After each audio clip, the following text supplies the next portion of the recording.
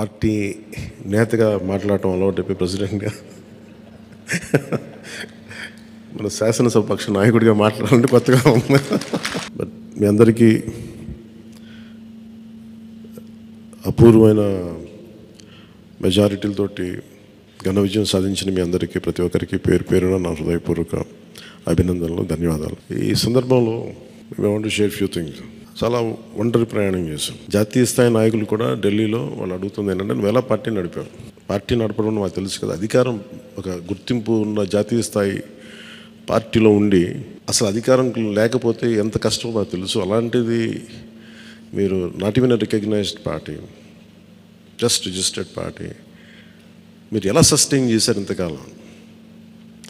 వాళ్ళకి నేను ఒకటే చెప్పాను, మేమంటే ప్రేమించే జన సైనికులు, వీర మహిళలు, జనసేన మద్దతుదారులు, వారి వల్ల మేము బలంగా నిలబడగలిగాం.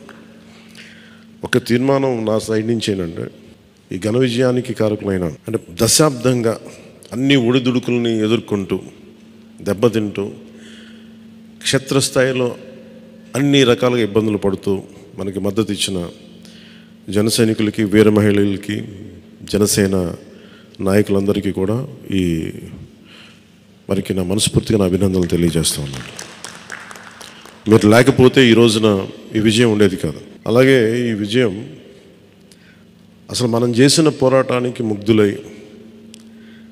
2019లో తప్పు చేసాం, ఈసారి ఎట్టి పరిస్థితుల్లో మేము తప్పు చేయమని ప్రతి ఒక్కరూ ఒక 100 మందిలో కలిస్తే 100 మంది చెప్పేవాళ్ళు, ఒకళ్ళు కలిస్తే ఒకళ్ళు చెప్పేవాళ్ళు, ఏ మూలకెళ్ళి చెప్పేవాళ్ళు. ఈ రోజున మనందరికీ కూడా ఇంత భారీ మెజారిటీలు వచ్చినాయి అంటే మనల్ని నమ్మిన ప్రజలందరికీ హృదయపూర్వకంగా మన ఈ మీటింగ్ తరపు నుంచి నేను వారికి నా కృతజ్ఞతలు, అభినందనలు తెలియజేస్తున్నాను.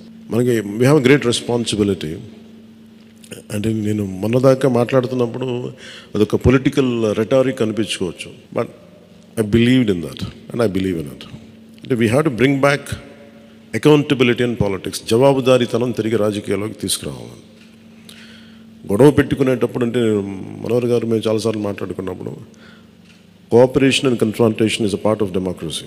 సహకారం, సంఘర్షణ, ఎప్పుడు సహకరించాలి, ఎప్పుడు సంఘర్షించాలి అనేది అది ఆ సమస్యలను బట్టి వాటిని బట్టి. అంతేగాని ప్రతిసారి పోయినసారి ప్రభుత్వానికి కూడా చెప్పాను, మేము చాలా కన్స్ట్రక్టివ్గా ఉంటామని చెప్పి వాళ్ళకి అర్థం చేసుకోలేదు నా మాట, నా డెమోక్రటిక్ స్పిరిట్ని వాళ్ళు అర్థం చేసుకోలేదు ఆ రోజున. అలాగే ఇది కక్ష సాధింపులకి సమయం కాదు. ఇది ఇంత ఘన విజయం ప్రజల నిర్మాణానికి, లేదంటే వారికి అభివృద్ధికి, వారి అభ్యున్నతికి తప్ప ఇది ఒక వెండెట్టా గేమ్ కానీ, లేదంటే పగా ప్రతీకారాలు తీర్చుకోవడానికి గతంలో ఇలా చేశారు కదా మనం ఇలా చేయాలి, అలాంటి ఆలోచన ధోరణిని దయచేసి మనందరం దాన్ని ఎంకరేజ్ చేయకండి దయచేసి దాన్ని.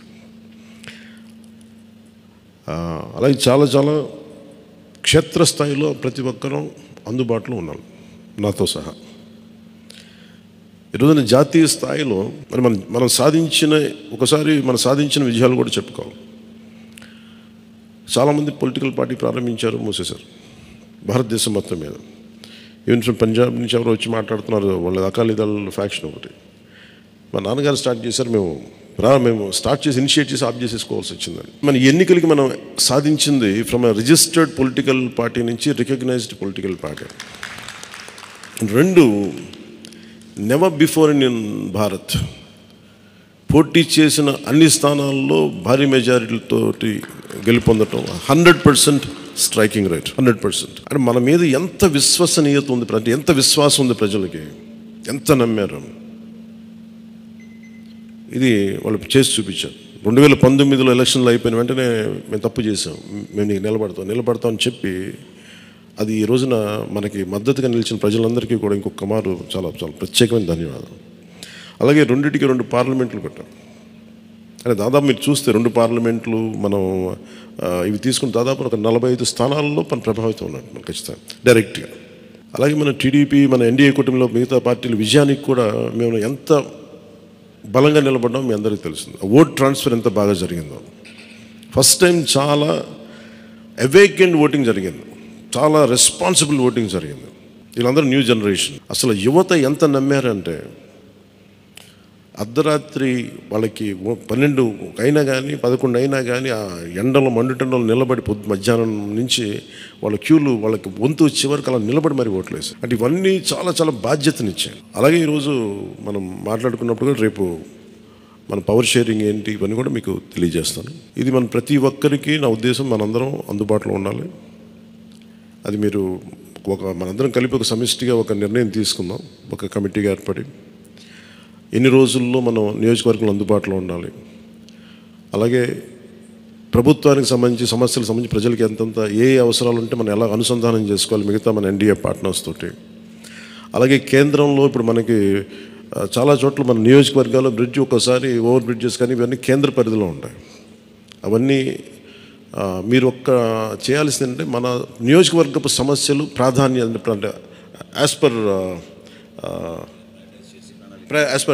ప్లీజ్ ప్రయారిటైజ్ చేసి మనం కొన్ని కేంద్రం ద్వారా జరిపించాల్సినవి ఉంటే అవి చేద్దాం. అలాగే ఇది మనం దేనికోసమైతే నిలబడ్డామో మాట ఇచ్చామో వాటికి నిలబడతాం. అలాగే పాలకొండకి మనం వెళ్ళినప్పుడు అక్కడ ఏనుగులు వచ్చి పంట పొలాలు ధ్వంసం చేస్తాయి.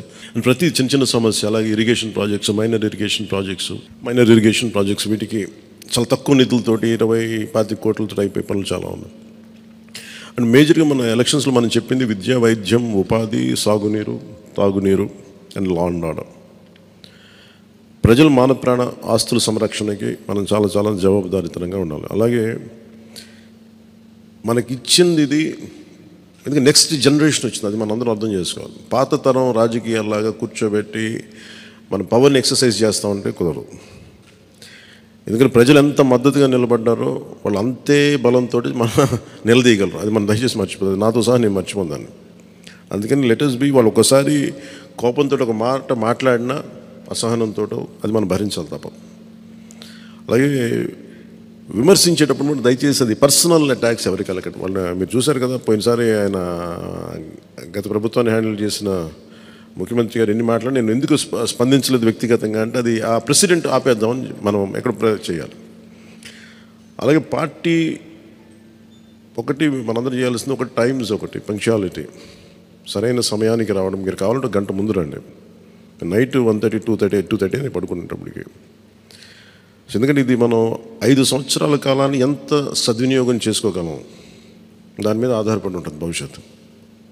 దయచేసి మనందరం నియమావళిని పాటిద్దాం. కొంత మనలో కూడా మనం వన్స్ ఇన్ ఎ వైల్ మనందరం కూర్చొని మేబీ ఓవర్ లంచ్, ఒక ఈవినింగ్ ఒక చాయ్ పే చర్చ అలాగా ఏమేం చేయాలి. అలాగే మనం కూడా కొంత కలుపుగోలుతనం చూపించాలి మిగతా పార్టీలు, మన ఎన్డీఏ కానీ బీజేపీ, మన ఎన్డీఏ పార్ట్నర్స్ అందరికీ కూడా. అంటే మనం ప్రత్యేకించి మనం ఎక్స్క్లూజివ్గా ఉండకుండా అందరితో మమేకం అవ్వాలి. At the same time not losing our identity. అందుకని ఇవన్నీ దృష్టిలో పెట్టుకొని ఇప్పుడు మనం ఢిల్లీలో మనం చేసినట్టుగా మన ప్రధానమంత్రి గారి పేరుని నన్ను కూడా ప్రతిపాదించినట్టుగా ఈ రోజున రాష్ట్ర ఎన్డీఏ నాయకులు మనం ఎన్నుకోవాలి. మీ అందరికీ ఇంకొక మారు ధన్యవాదాలు తెలుపుకుంటాం. Thank you. జై హింద్.